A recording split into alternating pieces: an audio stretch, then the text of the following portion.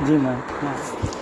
नमस्ते मैम, मैं अजीत कुमार सिंह दिल्ली यूनिवर्सिटी से आया हूँ। मैं वहाँ से पीएचडी कर रहा हूँ और अपने शोध से संबंधित कार्य के लिए आया हूँ आपसे, और आपका इंटरव्यू लेना चाहता हूँ। मैं अभी बात कर रहा हूँ इलाहाबाद की प्रतिष्ठित रंगकर्मी महिला निर्देशक, प्रख्यात महिला निर्देशक सुषमा शर्मा मैम से। मैम, ये आप अपने बारे में प्लीज़ कुछ बताइए। देखिए, वैसे तो जैसे हर बच्चे के साथ होता है, स्कूल के दिनों से ही हम लोग रंगमंच पे अभिनय करना शुरू कर दिया था। लेकिन अगर मैं सही तौर पे अगर कहूँ तो 84 में यहाँ लक्ष्मी नारायण लाल आए थे, डॉक्टर लक्ष्मी नारायण लाल। वो संगीत नाटक अकादमी लखनऊ से एक वर्कशॉप थी, तो हम लोग उस समय इंटर पास करके छुट्टियां चल रही थी, तो उन्होंने वो वर्कशॉप ज्वाइन करी। और वहाँ पर हमारा ये सौभाग्य था कि हमको अलोपी वर्मा, जो नेशनल स्कूल ऑफ ड्रामा से ट्रेंड थे, ग्रेजुएट थे, वो आए और उन्होंने पूरी हम लोग को एक बाकायदा बहुत अच्छे से ट्रेनिंग दी जो वर्कशॉप में दी जाती है। और उस शो से, मतलब उस प्ले से हमारी शुरुआत हुई। फिर कुछ दिनों के गैप के बाद सन 96 में मैं आकाशवाणी से जुड़ गई, और वहाँ के जो प्रोग्राम ऑफिसर थे मंजुल वर्मा जी, वो अगेन एनएसटी से थे। तो वो जब यहाँ पर आ गए थे अपॉइंट होके, तो उनको लोग अक्सर बुलाते थे नाटक करने के लिए कि भैया एनएसडी से हमारे प्ले में जुड़ जाएंगे तो हमारी एक प्रतिष्ठा बढ़ जाएगी। तो मैं उनके साथ कंपेयर के रूप में काम करती थी। तो एक दिन ऐसे ही उन्होंने, यहाँ पे सचिन तिवारी सर थे, तो वो कोई प्ले में उनको एक रोल चाहिए था, तो उन्होंने कहा कोई लड़की हो तो बताओ। तो बोले कि तुम करोगी? हमने कहा कि मैं जिन लोगों को जानती नहीं उनके साथ कैसे काम कर सकती हूँ। उन्होंने कहा चलो मैं हूँ, ऐसी कोई बात नहीं, कोई सब अच्छे लोग हैं। फिर वहाँ से मैं थिएटर से जुड़ गई। सचिन तिवारी सर के साथ काम किया, सूर्या सेठी मैडम थी, उनके साथ काम किया, और अभिनव रंगमंडल के साथ काम किया। मंजुल जी के साथ एक प्ले था खूनी बैसाखी, जो जलियांवाला बाग पे था, उसमें काम किया। फिर इस तरीके से लगभग 5 साल मैंने शहर के डिफरेंट ग्रुप्स के साथ काम किया। और फिर 96 में मैंने समन्वय ग्रुप जो है वो अपना बना लिया, क्योंकि मुझे कुछ कमियां लगती थी औरों के साथ काम करके, और मुझे लगता था कि अगर मुझे अपनी मर्ज़ी से काम करना है तो मेरा अपना ग्रुप होना बहुत ज़रूरी। और मेरा ग्रुप बनाना उस समय लोगों के लिए बड़े आश्चर्य की बात थी, क्योंकि मैं सच कहूँ तो इससे पहले जो यहाँ पर महिला रंगकर्मी थी, तो वो नाम की महिला रंगकर्मी थी। उनके नाम से दूसरे मेल डायरेक्टर्स जो हैं वो प्ले डायरेक्ट किया करते थे, और उनको उसका क्रेडिट भी नहीं मिलता था, नाम जो है लेडीज़ का जाता था। तो जब मैंने समन्वय बनाया तो लोगों ने कहा अरे देखेंगे कितने दिन काम करेंगी, अभी दूसरे डायरेक्ट करेंगे, बस इनका नाम जाएगा। तो मुझे ये बड़ा एक चैलेंज जैसा लगा, और मैंने कहा कि नहीं, मैं ही करूँगी, और अपने हिसाब से मैं स्क्रिप्ट चुनूँगी, अपने हिसाब से मैं प्ले करूँगी, और किसी की मेहनत का क्रेडिट मैं नहीं लूँगी। और फिर मेरी माँ ने कहा आप सोच लो, ये थोड़ा काम कठिन है, ये वैसा काम नहीं है एक जैसे सामान्य है कि 10 to 5 जॉब आप कर रहे हैं और आप एक सैलरी पा रहे हैं। ये बड़ा मतलब फाइनेंशियली भी बड़ा इनसिक्योर फील्ड है। किस दौर की बात बता रही है? ये बात 96 की है। मतलब 96 में आप बोल रहे हैं प्रयाग में महिला निर्देशिकाएं नहीं थी? नहीं थी, एक थी पहले, नंदिता जी एनएसडी से थी, तो उनकी डेथ हो गई, तो वो चली गई। मतलब डेथ हो गई तो फिर बेचारी वो रही नहीं। सूर्या आंटी या सूर्या अवस्थी थी, वो उनका एक ग्रुप चलता था, लेकिन वो डायरेक्ट नहीं करती थी, और उस समय महिला निर्देशिका कोई नहीं थी। तो यहाँ के बहुत बड़े एक रंगकर्मी थे, मैं इज्जत से उनका नाम लेती हूँ, परिमल दत्ता जी। तो उनका ग्रुप था, तो उस समय वो भी थोड़ा सा निष्क्रिय पड़े हुए थे। तो मैंने उनसे कहा कि मैं चाहती हूँ कि मेरी संस्था की शुरुआत आपके डायरेक्ट किए हुए प्ले से हो। तो उन्होंने कहा कि मुझे ये बड़ा अच्छा लग रहा है कि इलाहाबाद और यूपी में कोई लड़की ने ग्रुप बनाया है, और वो मेरे पास ये प्रस्ताव लेकर आई है। तो उन्होंने कहा ठीक है, मैं तुमको सिर्फ आउटलाइन बता दूंगा, प्ले तुमको मुझे असिस्ट करना है, और तुम ही को रिहर्सल करानी है, तुम ही को ग्रुप लाना है, तुम ही को फाइनेंस लाना है। मैंने कहा मैं सब ले आऊँगी। मेरा अपना ग्रुप था जो डिफरेंट ग्रुप्स के साथ में काम करती थी, कुछ लोगों से बड़े अच्छे वो भी हो गए थे, सब लोग तैयार भी थे। तो पहला प्ले मेरी संस्था का परिमल दत्ता जी ने डायरेक्ट किया, उसके 3 शोज़ हम लोगों ने किए। फिर दूसरा प्ले के लिए मैं फिर उनके पास गई। तब तक मुझे ये बहुत क्लियर नहीं था कि मैं डायरेक्ट करूँगी, क्योंकि मुझे कॉन्फिडेंस भी नहीं था। एक बीइंग एक्ट्रेस में ये था कि हाँ एक्टिंग कर लेते हैं, दूसरे बता देते हैं, कर लेते हैं। तो उन्होंने कहा कि देखो मैंने 4-5 प्ले कर लिए हैं, अब सुषमा मैं इस स्टेज में नया प्ले नहीं करना चाहती। और मेरे मन में ये था कि मुझे नया नया बहुत सारा काम करना है। तो मैंने कहा जो उन्होंने स्क्रिप्ट दी वो मुझे बहुत पसंद नहीं आई। तो मैंने कहा अच्छा सर ठीक है, नमस्ते करके मैं चली आई। फिर मैंने अज्ञेय जी की एक कहानी थी जिसका नाम था शरणार्थी। उसको मैंने इसलिए कि हम इंसान हैं नाम से एक कम्युनल हारमोनी पे वो बहुत सुंदर वो है। उसमें अज्ञेय जी की कुछ कविताएं जोड़ते हुए तो पार्टीशन के समय की ये कहानी है। उस छोटी सी कहानी को मैंने किया। ये बात मुझे समझ में आ गई कि शुरुआत मुझे बहुत छोटे प्ले से करनी चाहिए। बर्डन अपने ऊपर मैं बहुत लूँगी तो मैं और सारी चीज़ें नहीं देख पाऊँगी। तो पहला प्ले मैंने वो किया। उसके बाद फिर धीरे धीरे मुझे लगा कि कहानी एक ऐसा माध्यम है जिसको मैं ड्रामेटाइज़ करके छोटे छोटे नाटक बना सकती हूँ। और वो नाटक चूँकि मैं खुद ड्रामेटाइज़ कर रही हूँ तो मुझे मालूम है कि मुझे उस नाटक में क्या करना है।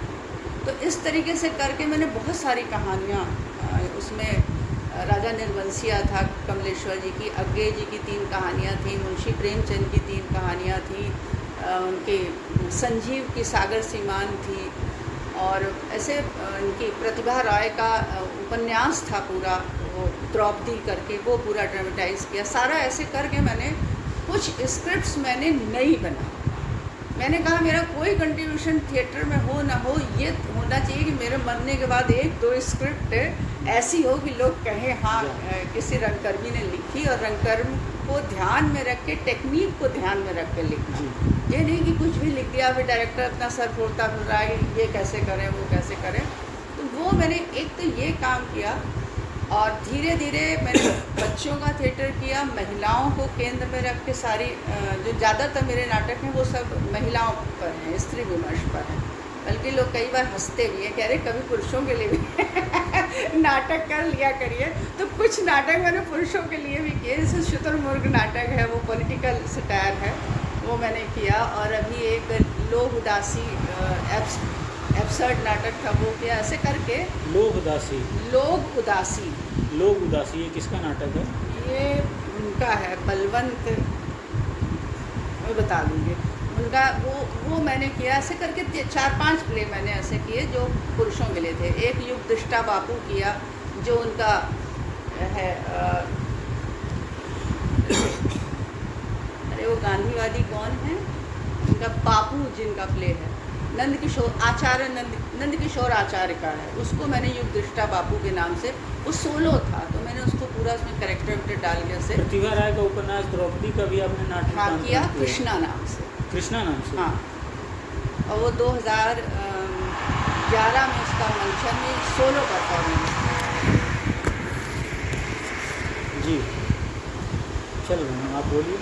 तो उसका कहानी भी की। फिर इस तरीके से बहुत सारे मतलब चीज़ें करी, उसको सोलो भी किया मैंने। अभी मैंने एक प्रतिभा राय का ही अहल्या पर एक प्ले था और उनका उपन्यास था महामोह। तो उन दोनों को मिलाकर उठो अहल्या नाम से मैंने एक अहल्या को, मतलब अहल्या का आज के संदर्भ में उसकी कैसे विवेचना होनी चाहिए उसको लेके एक किया। प्रतिभा राय के 2 उपन्यासों को मिला के? हाँ, नहीं, एक नाटक है उठो अहल्या, वो छोटा नाटक है, वो लघु नाटक है। इन्हीं का? नहीं, वो दूसरे का है, सुरेंद्र दुबे का, जो VC रहे हैं लखनऊ में, अरे वो गोरखपुर में, उनका है।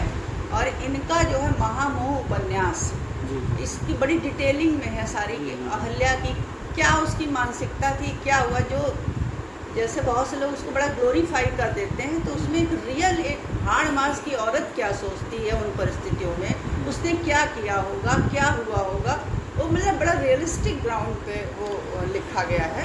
और उसको मिला के हम लोगों ने उठो अहल्या नाम तो उन्हीं का लिया, और उसको 3 शोज़ हम लोगों ने किए। झांसी में किया, यहाँ पे एक फेस्टिवल में किया, फिर ये फाफा मऊ में किया 3-4 शो, वो बड़ा पसंद किया जाता है हमारा, मतलब बहुत बड़ा बड़ा विस्फोटक वो प्ले है जो लिखा गया है पूरा।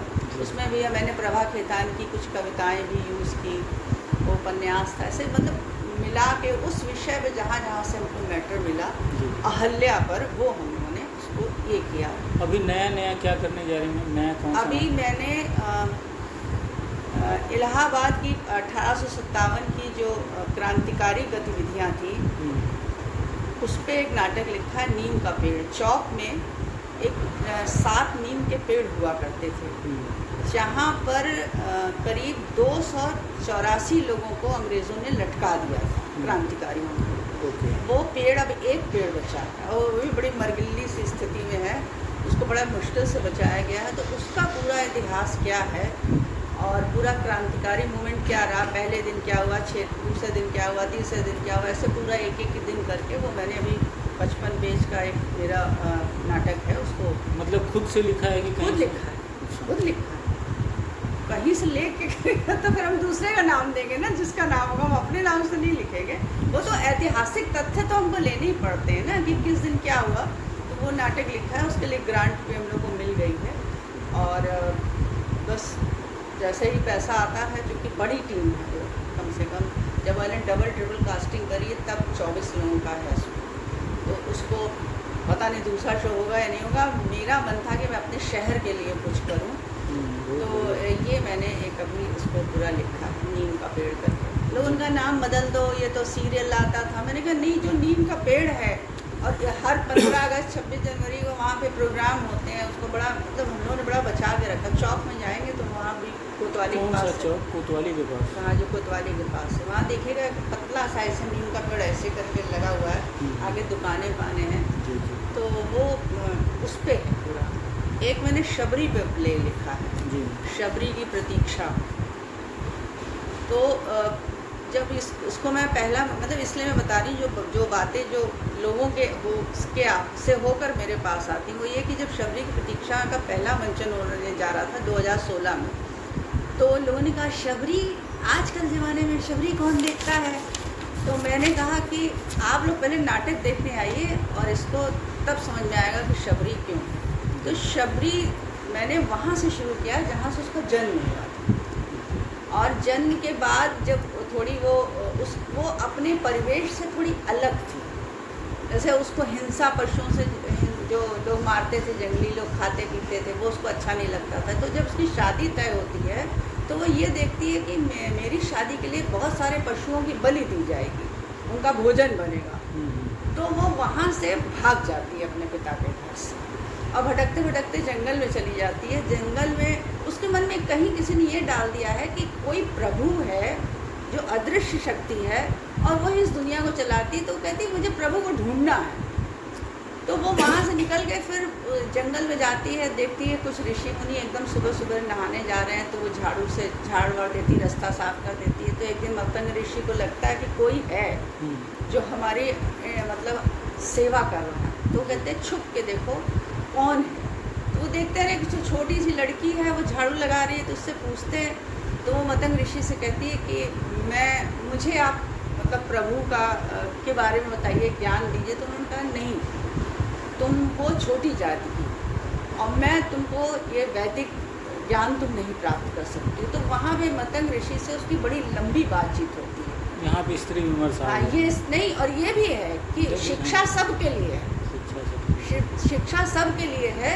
अगर आदमी छोटी जात का है तो क्या हुआ, स्त्री है तो क्या हुआ। दूसरी बात ये स्त्री हो, कहते हैं एक तो छोटी जात की हो, ऊपर से स्त्री हो, तुमको ये ज्ञान तुम्हें नहीं दिया जा सकता है।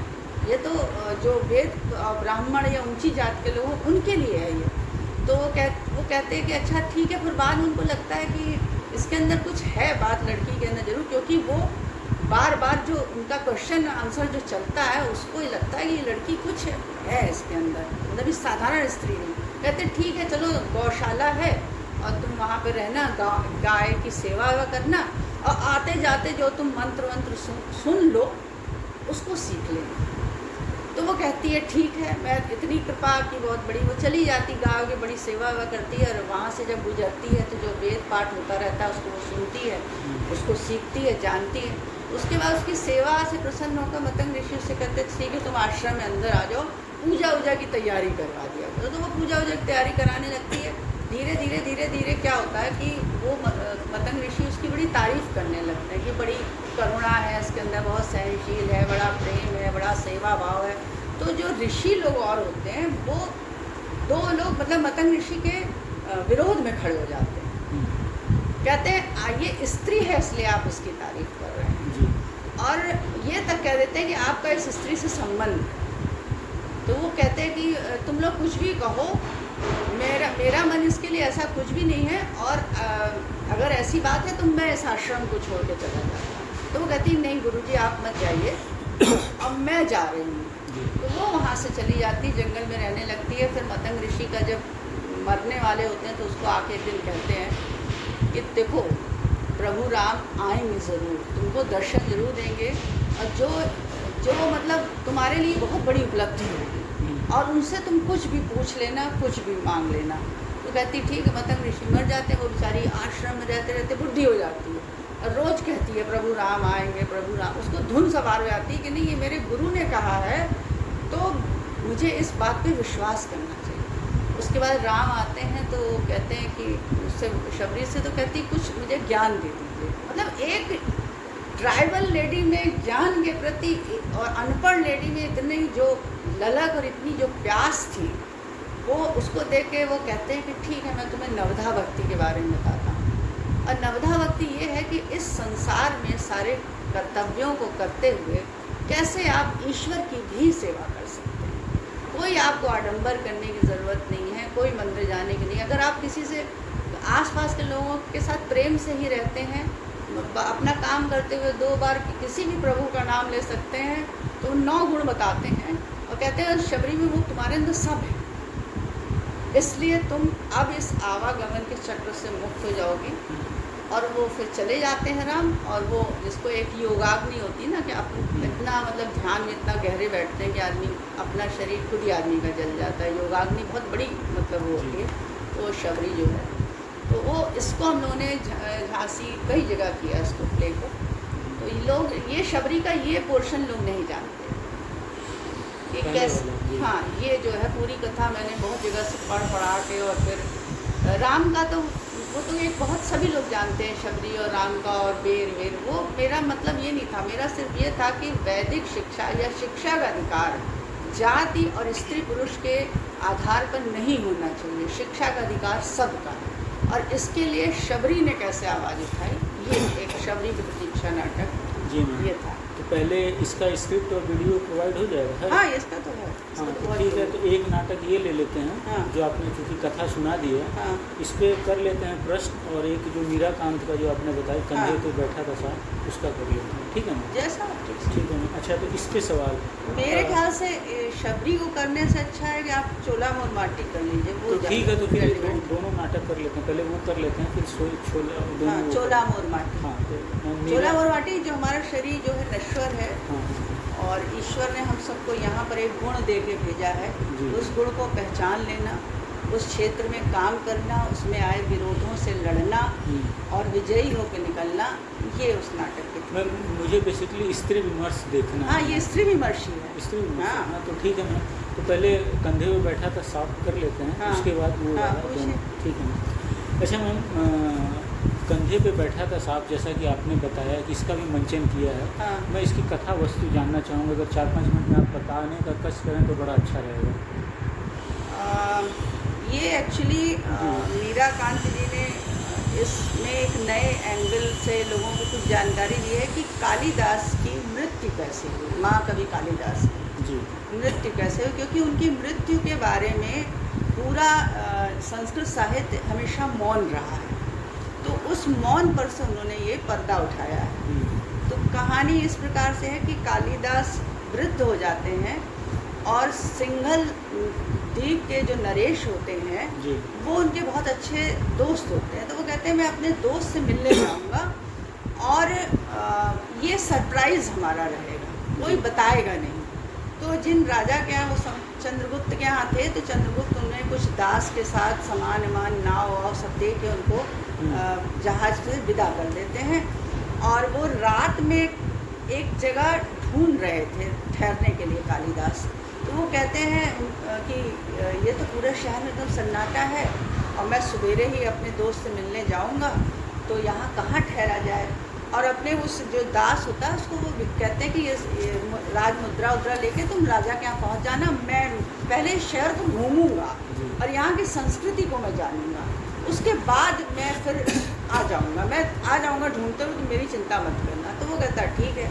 तो वैसे गली गली जा रहे थे, एक जगह उनको कहीं हल्का सा प्रकाश दिखाई देता है। तो वो सोचते हैं कि इतनी रात में ये जो प्रकाश हो रहा है तो ये किसी गणिका का ही घर है। तो वो अंदर जाते हैं तो एक स्त्री निकल कर आती है बहुत सुंदर सी। तो वो कहती है कि कहिए। तो कहता है कि मैं यात्री हूँ, बताते नहीं, कहते मैं यात्री हूँ और मुझे रात भर के लिए आपके यहाँ विश्राम चाहिए। तो वो कहते ठीक है। वो कहती है अपनी दासी से कहती है इनको एक कमरा दिखा दो और उनको पानी वानी की व्यवस्था करो, देखते हैं। तो वो रात में उनका पानी, रात में उनकी जब आँख खुलती है एक बार, तो देखते हैं वो लड़की एक सामने एक पट्टी पर 2 पंक्तियाँ लिखी हुई हैं और वो उनको देखकर मतलब देख रही रो रही। तो वो उससे कहते हैं कि क्या है ये। तो वो कहते हैं कि महाकवि कालिदास, ये पंक्ति है, इसकी पंक्ति की जो दूसरी पंक्ति पूरी कर देगा उससे महाराज से मेरा प्रेम है। महाराज ने कहा मैं तुमसे शादी तभी करूँगा, और ये शर्त उन्होंने एक सामान्य तौर पर लिखवा दी कि जो इसकी दूसरी पंक्ति करेगा उसको मुंह मांगा इनाम दिया जाएगा। तो अगर तुम इस पंक्ति को पूरा करोगी तो तुम मुझे मांग लेना और मैं तुमसे शादी कर लूँगा। ऐसे में किसी गणिका से शादी करूँगा तो ये अच्छा नहीं होगा। तो वो उसको पंक्ति को देखते हैं, तो उसके बाद वो फट से दूसरी पंक्ति उन्हीं की थी वो बना देते हैं। तो वो कहती है अरे ये आपने कैसे कर दिया, आई बैठी, लगता है आप तो बहुत विद्वान है, पढ़े हुए। तो उससे पूरी कहानी वानी वो बताती है, ऐसा प्रेम है, ये है, वो सब पूछते हैं। फिर कहती है कि अच्छा ठीक है, और वो चले जाते हैं अपने कमरे में। तो उसकी एक जैसे अम्मा टाइप की नहीं होती, वो आती है तो कहती है देखो मौसी मैंने सब पूरा लिख दिया, पूरा हो गया। तो वो कहती है अरे वाह ये तो बहुत अच्छी बात है, अब तुम्हारे भी दिन फिर जाएंगे, मेरे भी दिन फिर जाएंगे। तो वो कहती है लेकिन ये मैंने नहीं लिखा। एक तो बोले किसने लिखा, बोले वो जो यात्री आया था उसने लिखा है। तो बोले अरे रात के अंधेरे में यात्री आया है, कौन जानेगा कौन आया है, उसका काम ख़त्म कर देते हैं। अब वो मर जाएगा तो उसको कहीं ठिकाने लगा देंगे और ये तुम्हारी पंक्ति हो जाएगी। तो वो मना करती है पहले, कहती है देखो अब ये तुमको अपने प्रेमी को पाने का ये निर्णय तुमको लेना पड़ेगा, और अगर तुमने बता दिया कि किसी ने किया है तो भी महाराज गुस्सा होंगे, और नहीं बताओगी तो तुम शायद तुम्हारी शादी हो जाएगी। तो उसको कुछ देती है दूध में कुछ डाल के कि जाओ उसको दे आओ, और इसमें जहर है। तो कालिदास उसको जो है पी लेते हैं, और पी के थोड़ी देर बाद जहर असर करना शुरू करता है। तो वो लड़खड़ाते हुए उस गणिका के उसमें आते हैं कमरे में।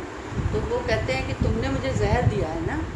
तो कहती है नहीं मैंने ऐसा कुछ नहीं किया। बोले नहीं तुमने मुझे जहर दिया, मैं समझ गया तुमने क्यों मुझे जहर दिया है, ये जो पंक्ति मैंने पूरी कर दी इसके लिए। अरे तुम मुझसे मांग लेती, ऐसी कितनी पंक्तियां मैं तुम्हारे ऊपर निछावर कर देता, लेकिन तुमने ये अच्छा नहीं किया। और ऐसे कहते कहते वो मर जाते हैं। अच्छा गणिका को बड़ा डर लगता है कि कालिदास, वो पहले राजा आया था एक दिन, कहने लगा मेरा मित्र आने वाला है। तो उसने कहा अरे बाप रे, जो राजा का मित्र था यहाँ अतिथि बन के आने वाला था उसको मैंने मार दिया। अच्छा ये बता देते हैं अपना परिचय। हाँ वो कहते हैं कि वो आप कौन है, आप कौन है, घबराहट में पूछती है। तो वो कहते हैं मैं कालिदास है। अरे मैंने ये क्या किया, मैं तो आपकी कुमार संभव पढ़ के मैं महाराज को सुनाती थी। वो पढ़ी लिखी गणिका थी, वो उस टाइप की गणिका नहीं थी। तो वो कहती है अब तो ये तो मेरे लिए बड़ी लज्जास्पद स्थिति हो गई। तो वो क्या करती, वो भी पी लेती जहर, और वो उधर गिर के मर जाते, वो उधर गिर के मर जाते। वो गणिका दौड़ के आती है, तो जब देखती दोनों मरे हुए तो वो भाग जाती। वो जो उसकी अम्मा टाइप की थी, राजम्मा उसका नाम था। तो राजा सवेरे आता है, कहता है मित्र तुम कितना भी छुप लो, मुझे पता चल गया है तुम यहाँ आ गए, और देखो मैं तुम्हें खोजता हुआ यहाँ आ गया हूँ। जब वो देखता है तो दोनों मरे पड़े। तो वो कहता है अरे ये क्या हो गया, ये मेरे, मतलब वो समझ जाता है कि पंक्ति पूरी हो गई है और ऐसा है, और ये कालिदास ने मेरे मित्र ने किया है, और इसी के भय से इसने इसको मार दिया। तो वो उसकी मतलब गणिका को छोड़ देता है, कालिदास को उठाता है, राजकीय सम्मान के साथ वहाँ पर उसका पूरा दाह संस्कार करता है, और खुद भी अपने जान दे देता है। तो उनकी कालिदास की और उनके जो दिशो वर्मा का कुछ ऐसा कुछ नाम था, वो दोनों की कब्र अभी भी सिंघल द्वीप में है, श्रीलंका में। हाँ, श्रीलंका में है। और इसको फिर उसकी माँ जो राजम्मा होती है वो दौड़ती हुई आती है, वो कहती है कि वेश्या का कोई दुनिया नहीं होती, वेश्या अपनी दुनिया में रहती, तुम कितना तुम प्रेम करती थी उससे, क्या क्या तुमने उसके लिए क्या क्या नहीं किया, तो भी देखो आज तुम्हारी लाश पड़ी हुई है, उसको कोई भी ऐसे साधारण कर्मचारी आएंगे, खींचते हुए ले जाएंगे, तुमको कहीं भी दफना देंगे। और स्त्री की यही दशा है, ऐसे से करके वो स्त्री विमर्श पर पूरा नाटक ऐसे खत्म हो जाता है। राजम्मा का एक एकालाप है, बहुत लंबा है, जी जी। तो वो उसी में जीस्ट है पूरी कहानी। अच्छा मैम, दूसरा सवाल है, इस नाटक की शैली कौन सी है? लोक नाट्य है, नहीं, यथार्थवादी है, यथार्थवादी शैली, हाँ? यथार्थवादी शैली है। अच्छा, यथार्थवादी शैली में आपने किया।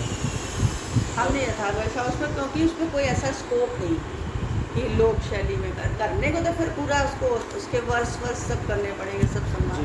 मतलब इसमें आपने संगीत उंगीत का यूज़ किया है? हाँ, कहीं कहीं छोटे छोटे गीत वीत रखे हैं। अच्छा, मंच परिकल्पना पे इसके बारे में बताएंगे? और मंच का सेट हाँ, डिज़ाइन पे बताना है ना। सेट मंच परिकल्पना पर हमने बीच में एक जो है 2 पिलर लगाए थे, जी उसका फोटो मैं भेज दूंगी आपको, और एक आर्च बड़ा सा ऐसे बनवाया था, एक कर्टेन है, और आगे थोड़ा सा कुछ डाल दिया है कि मतलब उसके पीछे उसका महल का अंदर का हिस्सा है, ये दिखाने के लिए। और इस साइड में एक तखत है जिसपे साधारण सा कुछ बिस्तर उस्तर पड़ा हुआ है, एक छोटा सा स्टूल है, उसके ऊपर ग्लास व्लास रखे हुए जहाँ पे कालिदास जाके सोता है, और एक इस साइड में एक मसनद लगी हुई है, 2 तकिए लगे हुए हैं, वो जहाँ पे राजा आके उसके साथ बैठता है, लड़की के साथ, वेश्या के साथ बैठता है, वो वहाँ पे एक ऐसे बनाया हुआ है। पीछे एक मैंने थोड़ा सा सेट को एक एलिवेशन लगा के थोड़ा सा ऊपर करके एक वो बना दिया था, और उसमें एक मिरर लगा दिया। वो उस गणिका का श्रृंगार कक्ष है जहाँ से प्ले शुरू होता है, और उस पर एक मिरर है, थोड़ा सा ऐसे सजा हुआ है, और 1-2 स्टेप थोड़ा सा मेन उससे बैकग्राउंड से ऊपर है जी। ये इतना सेट हमने इसका बनाया। फोटो भी मिल जाएंगे इसका, सब इसका तो है। इसमें सिंबॉलिक रूप से कोई चीज़ यूज किया आपने? नहीं, एकदम यथार्थवादी नाटक का सिंबल क्या करना है, वो तो पूरा एकदम स्पष्ट है सारा, तो मतलब एक तरीके से ऐतिहासिक तथ्य है ये। कालिदास अगर ऐतिहासिक कालिदास को लोग माने, नहीं तो मिथ है फिर। नहीं, मिथ तो कभी सुनने में आया नहीं, आज तो इतना ही पढ़े हैं तो ऐतिहासिक। हाँ, जब इसकी इतनी रचनाएं हैं तो ऐतिहासिक तथ्य है। बस ये है कि कालिदास की मृत्यु को उन्होंने, इस कहानी को सामने लाने का बहुत अच्छा लिखा, और इसको भोपाल में कई लोगों ने किया, मैंने इसका वीडियो भी देखा है जी। तो प्रॉपर्टीज़ में आपने यही तख्त, ग्लास, पिलर, आर्च, कर्टेन, यही सब यूज़ किया। और वो उसमें एक सीन है गणिका से मिलने का, कुछ नगर सेठ और ये लोग आते हैं, तो उसमें कुछ ग्लासेस वगैरह हैं वाइन के, एक दासियाँ हैं 2-3, ऐसे कुछ लोगों को रख रखा है। एक जैसे एक गणिका का जो कक्ष होता है उसमें सारी चीज़ें हैं। अच्छा, चरित्रांकन, कैरेक्टराइजेशन, जैसे कि पूछना था कि चरित्र को कैसा गढ़ा आपने स्त्री विमर्श के दृष्टिकोण से, या जो गणिका है उसके चरित्र को कैसे गढ़ा है लेखिका? नहीं, ये गणिका देखिए, जो इसकी जो कामनी नाम था उसका लड़की का, जो कामनी इसकी नायिका है, वो अन्य गणिकाओं से इस अर्थ में अलग है क्योंकि एक तो उसके पास हर आदमी नहीं आ सकता, वो नगर वधू टाइप की है, मतलब खास जो होती है जी। और वो पढ़ी लिखी है, उसको राजा की रुचि के अनुसार वो साहित्य में भी रुचि लेती है जी। तो बहुत ज़्यादा आँख मटकाना या उसकी जो बॉडी लैंग्वेज, वो एक जैसे अच्छे संभ्रांत घर की जो महिला होती है उस टाइप से है। उसका बातचीत, उसकी भाषा, उसका उठना बैठना सब बहुत गंभीरता से और परिष्कृत है। तो इस दृष्टि से हम लोगों ने उसको लड़की को जो थी कर रही थी रुचि गुप्ता, उसको करवाने की कोशिश की थी।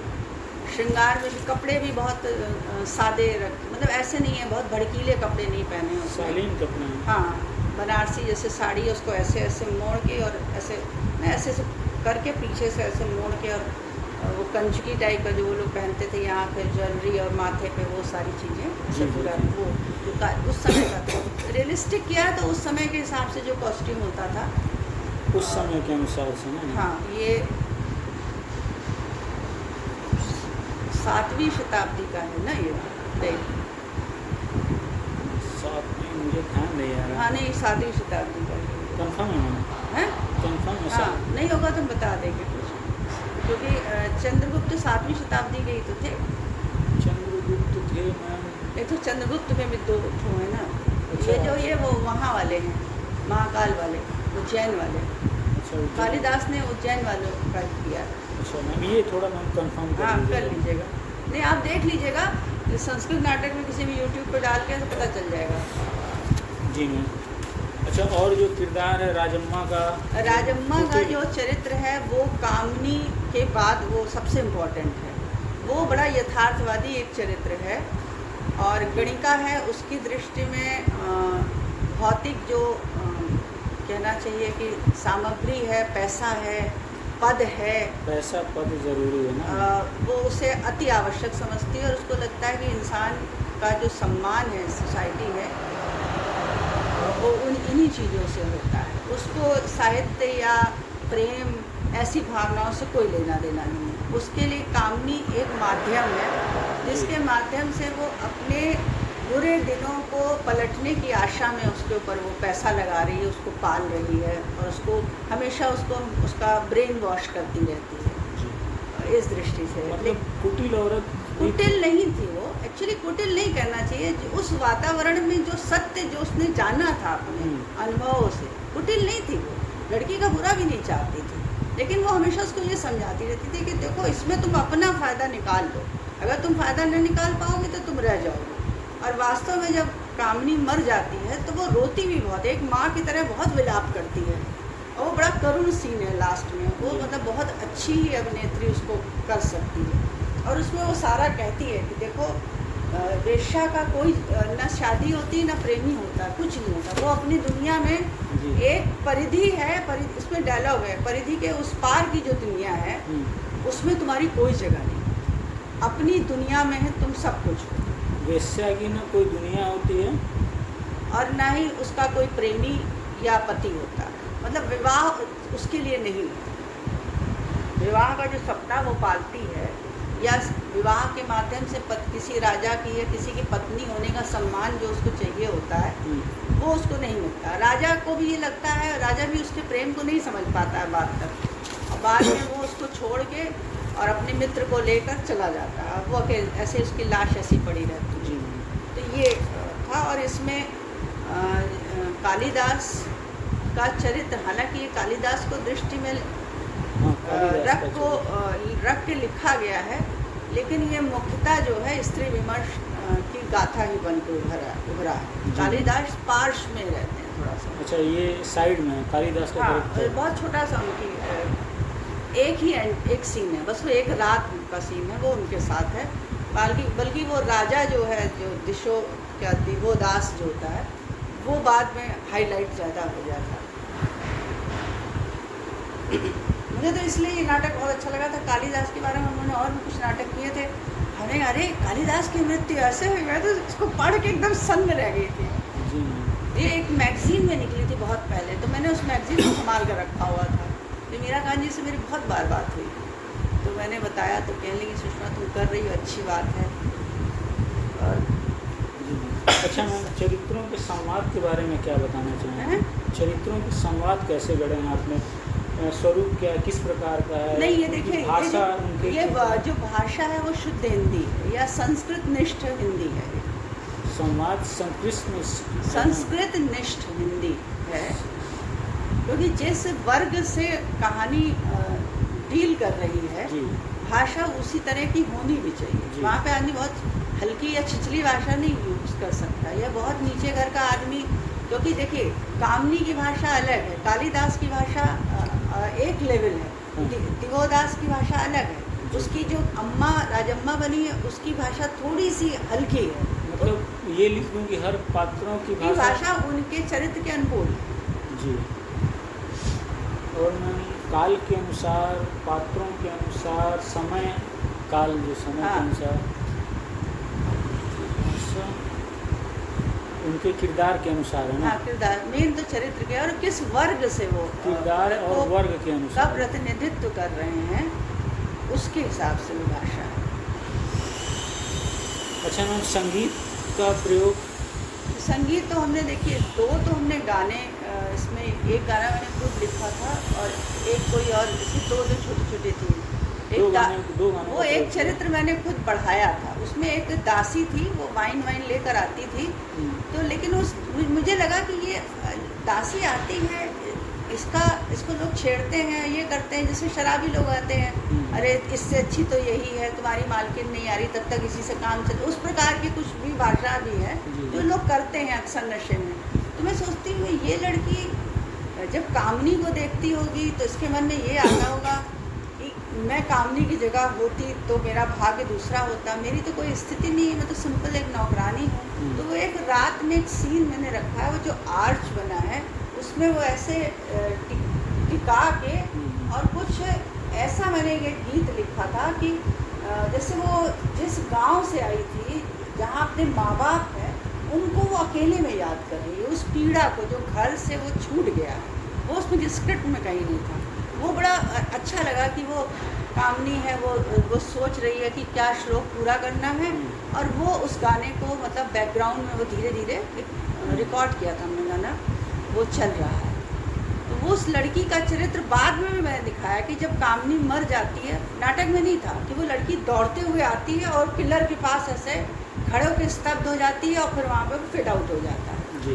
तो उसका भी करेक्टर जस्टिफाई होना चाहिए। ओके। तो वो मैंने उसको जस्टिफाई करने की कोशिश करी है। अच्छा, दृश्यों का परिवर्तन फेड आउट से है मैम? हाँ, फेड आउट से। अच्छा मैम, जैसे रियलिस्टिक नाटक होता है, रियलिस्टिक नाटक है वो पूरा। वो स्क्रिप्ट है आपके पास?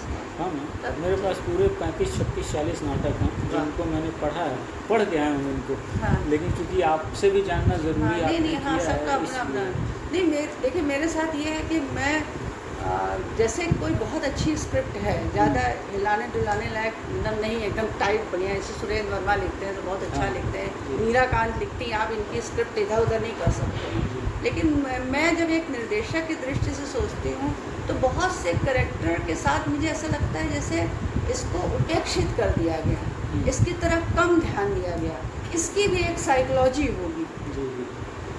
तो वो साइकोलॉजी क्या पॉसिबल हो सकती है और वो सारे कैरेक्टर्स से मिलके उसकी उपस्थिति कहाँ से है, कैसे है, वो क्या सोचती है, किस घटना पे, क्योंकि अगर किसी का घर में 2 हत्या हो गई और उस लड़की को हम बिल्कुल ना दिखाएं जो 24 घंटे उसके साथ पानी पिला रही है, वाइन पिला रही है, तो ये बड़ा अननेचुरल लगता है। उन्होंने नहीं दिखाया, लेकिन मैंने उस लड़की को दौड़ते हुए देखती है, एकदम शॉक्ड हो जाती है और उसी पर धीरे धीरे धीरे धीरे स्लोली फेड आउट कर देते हैं। अच्छा, मतलब उसका नाम जरूर है लेकिन उसके बारे में बताया उसके बारे में कुछ है नहीं, बस दासी है, नाम है, वो लोगों को वाइन पिलाती है, बस ये इतना नाम।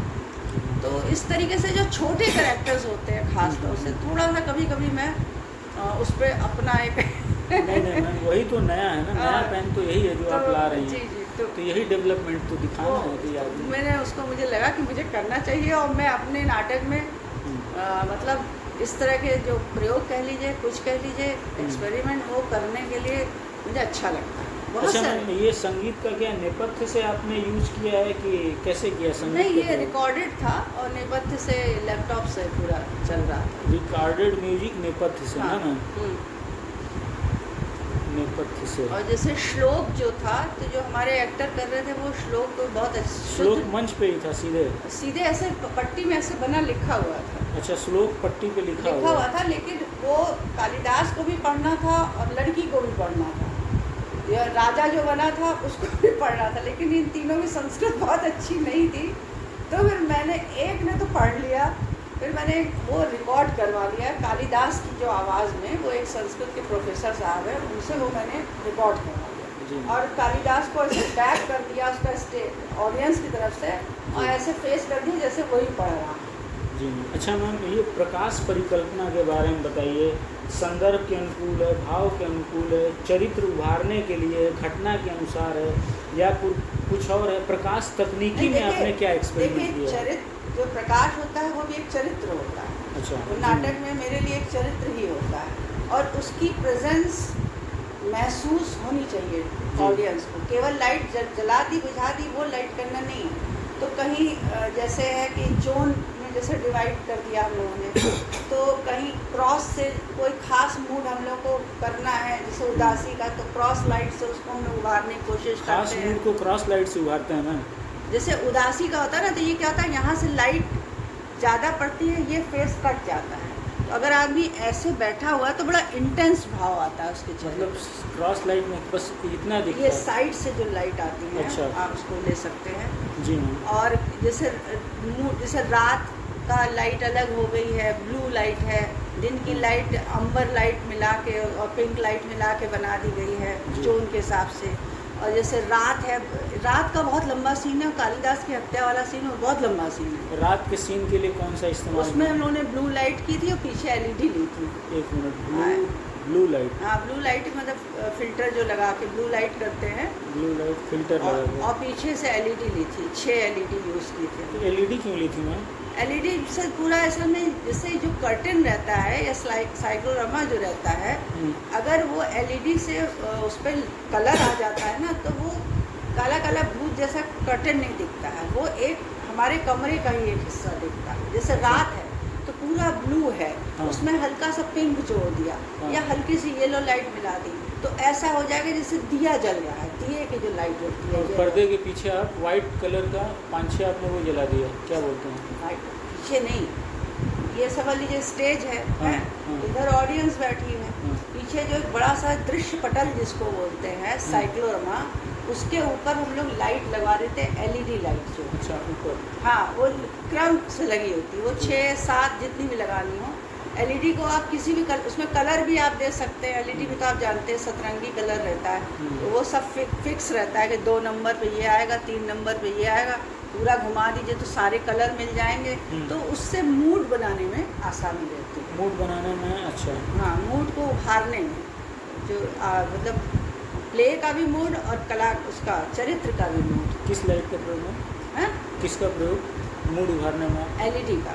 एलईडी। हाँ, ये कौन सी एलईडी जो हम लोग घर में यूज़ करते हैं उसकी अलग एलईडी? नहीं, छोटी एलईडी अलग आती है, वो एक साथ कई सारी जुड़ी रहती है उनका कनेक्शन, और एक उसको ऑपरेट करने का भी अलग होता है। वो एक्चुअली वैसे ये थिएटर लाइट नहीं है, लेकिन अब हम लोग थिएटर लाइट के रूप में इसका प्रयोग मैम, करते हैं। लाइट के बारे में कुछ अगर आपके पास में हो, मतलब कि मैटर ज्ञान बढ़ाने के लिए, वो मुझे ज़रूर चाहिए।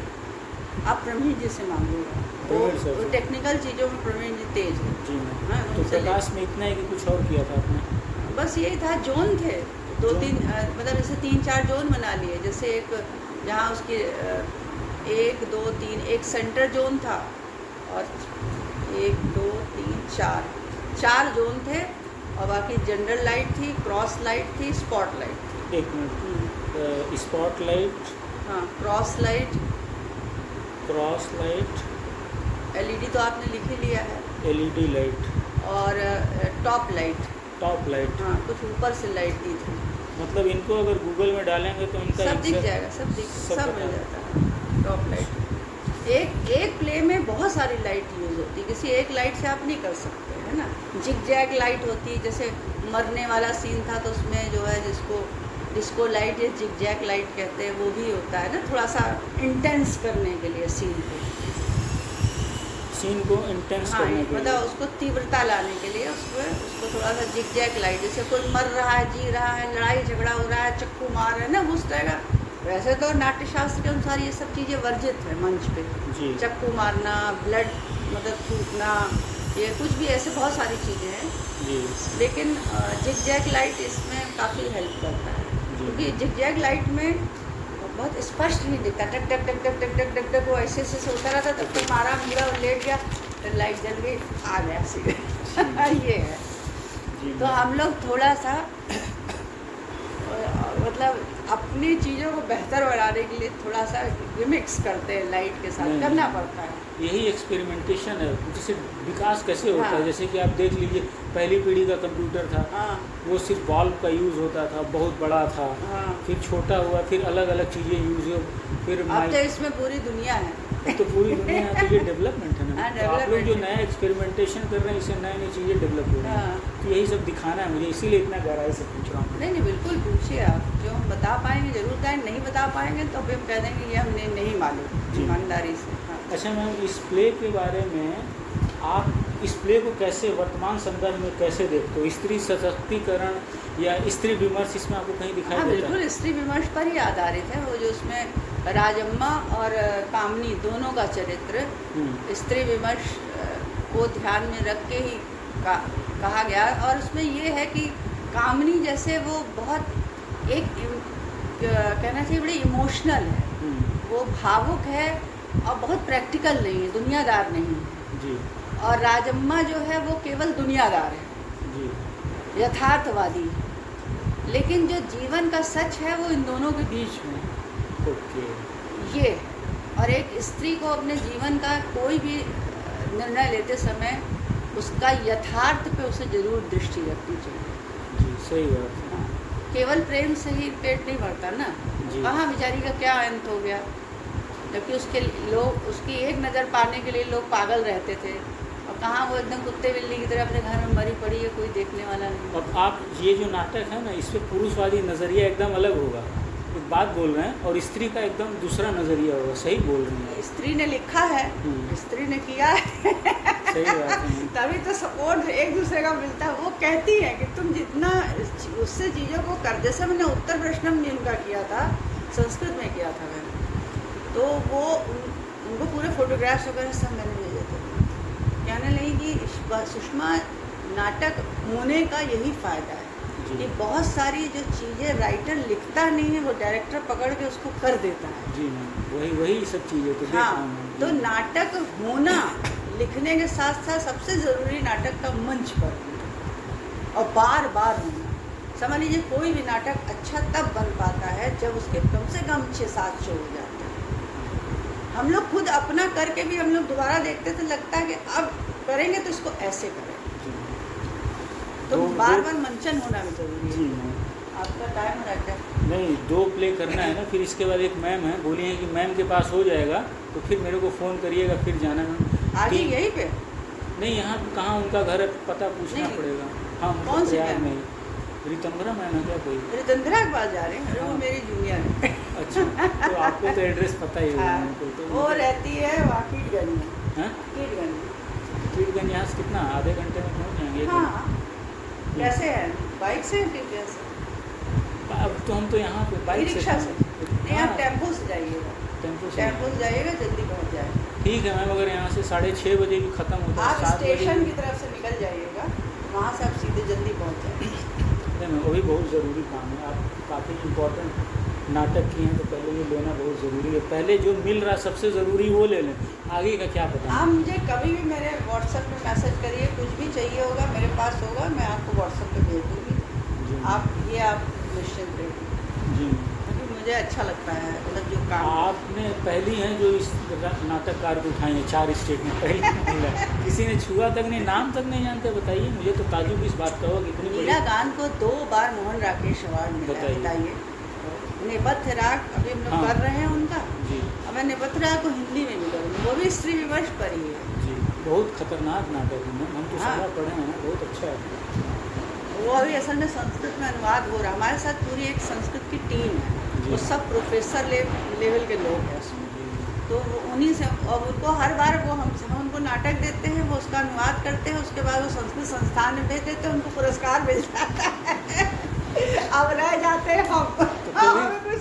कभी अपने लिए ट्राई करिए, हम कर रहे हैं। और करिए। चलिए, नहीं, हम लेकिन अपने कमलेश लिए दत्त करिए। त्रिपाठी ने यही कहा कि सुषमा का जो पूरे संस्कृत नाटक करने वाले में सबसे अलग बात ये है कि सुषमा हिंदी से संस्कृत में अनुवाद करवा रही, जो कोई नहीं कर रहा। हाँ, तो यहाँ पे आप ही का नाम है, सबसे पहले मुझे आप ही का नाम बताया गया जी। कि मैम के पास ही और जाइए। चंद्रा वगैरह तो हमसे काफ़ी जूनियर है वो लोग। जी, तो वो तो पहले यहाँ मेरे करें। साथ मेरे उसमें रंगमंडल में वो काम करती थी, उसने करीब 8-10 जी, प्ले किए। जी, जी। अच्छा, मैम के पास तो देख लेंगे, टाइम मिलेगा नहीं तो कल का एक- टाइम ले लेंगे। हाँ हाँ बताइए। कर लीजिएगा, कर जी। लीजिए, उसका भी हाँ, कर मैम। लीजिए। इस नाटक के मंचन में लेखिका के मूल आलेख से क्या क्या आपने नया किया है?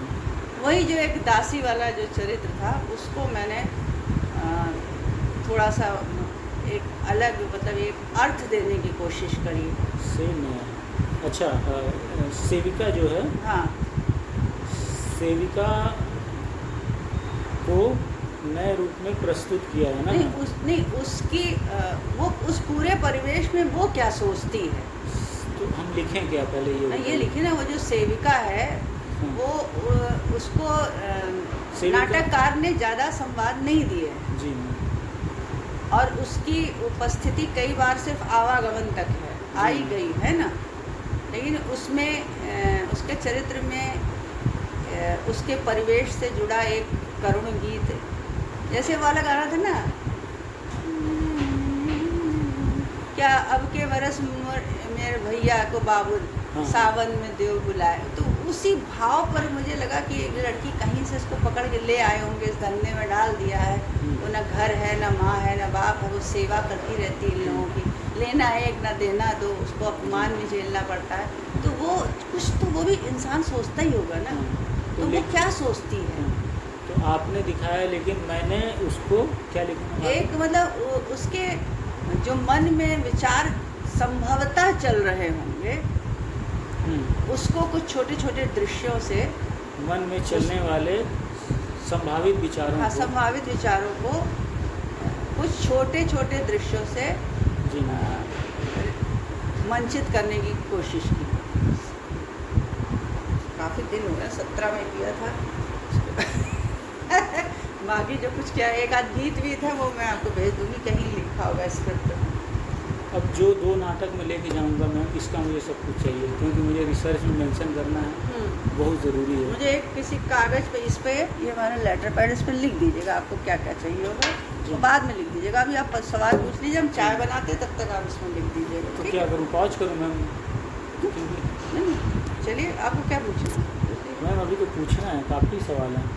तो चाय अगर आपको पीना है तो आप। मैम इस नाटक का प्रदर्शन कब और कहाँ कहाँ हुआ है, कुछ याद है मैम? जो हिंदी में हमने किया था वो 2017 में 2017 में मंचन उत्तर मध्य क्षेत्र सांस्कृतिक केंद्र प्रयागराज, मध्य सांस्कृतिक केंद्र प्रयागराज के प्रेक्षागृह में, सांस्कृतिक केंद्र प्रयागराज के प्रेक्षागृह में त्रिधारा नाट्य समारोह, प्रेक्षागृह में त्रिधारा नाट्य समारोह के अंतर्गत किया गया। त्रिधारा नाट्य समारोह।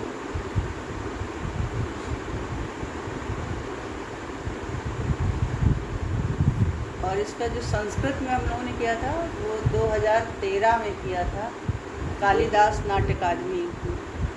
इसका संस्कृत भाषा, संस्कृत भाषा में जो उसका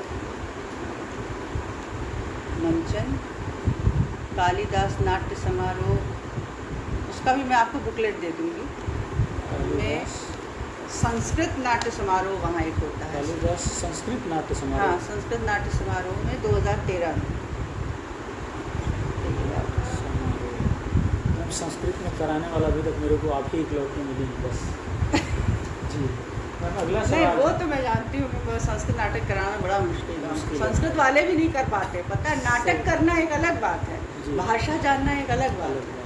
भाषा हमको संस्कृत नहीं आती है।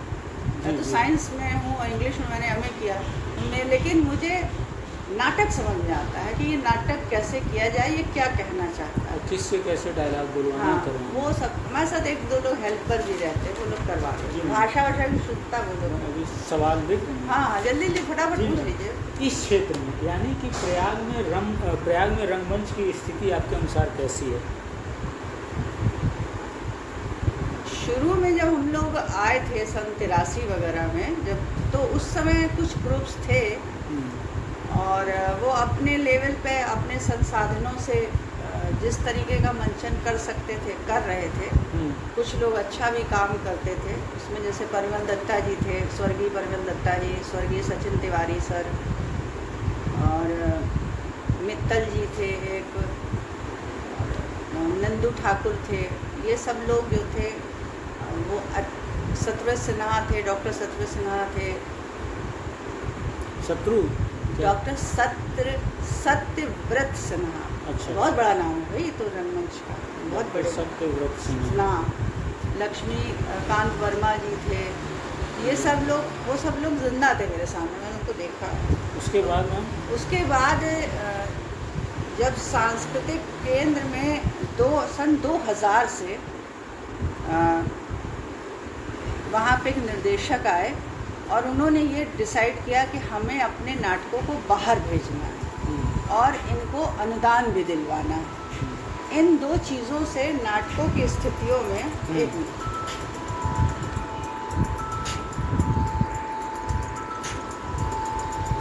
परिवर्तन जी।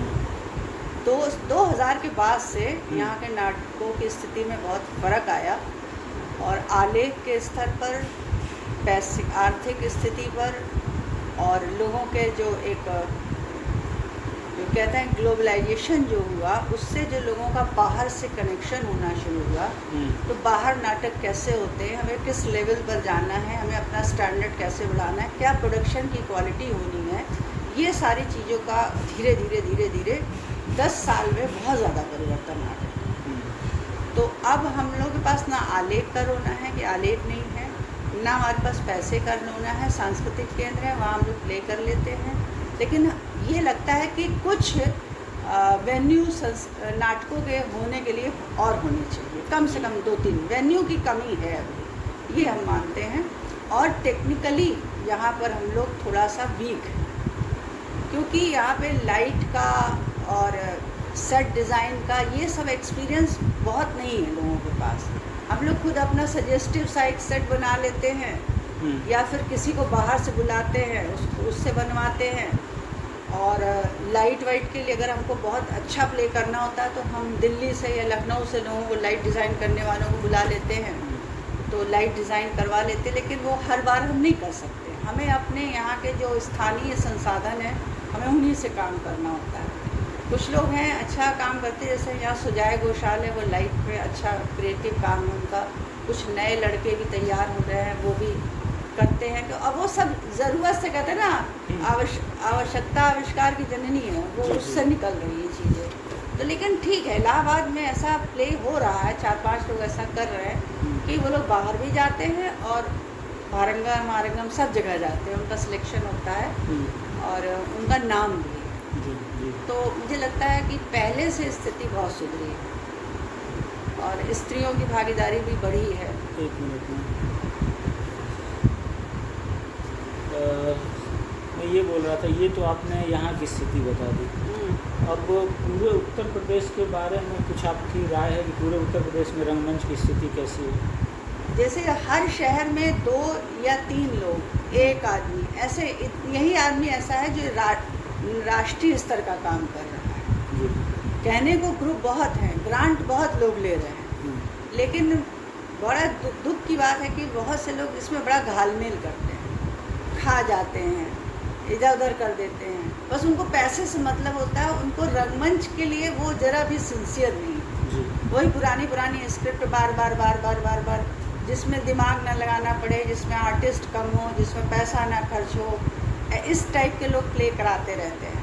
तो जो नंबर ऑफ मतलब कहना चाहिए अच्छा काम करने वाले लोग हैं वो बहुत कम है। नंबर ज़्यादा है लेकिन अच्छा काम करने वाले क्वालिटी वाइज लोग, क्वांटिटी वाइज ज़्यादा है, क्वालिटी वाइज लोग कम है। वो हर जगह होता है कि देखिए, भीड़, डमरू बजा के भीड़ इकट्ठा कर लेना कोई भी कर सकता है, लेकिन एक अच्छा परफॉर्मेंस करना, सार्थक परफॉर्मेंस करना, वो थोड़ा मुश्किल है। और दूसरा मुझे एक बात लगती है कि लोग नई स्क्रिप्ट पर काम करने से हमेशा डरते हैं, जबकि हमको इसमें आप एक बार प्ले करिए, आपका पहला शो अच्छा नहीं होगा, दूसरा अच्छा होगा, तीसरा अच्छा होगा, तो वो करना चाहिए। वो मैंने भरपूर किया है और आगे भी मैं करूँगी, अपनी स्क्रिप्ट लिखूँगी, नई स्क्रिप्ट लिखूँगी जब तक काम कर रहे हैं जी।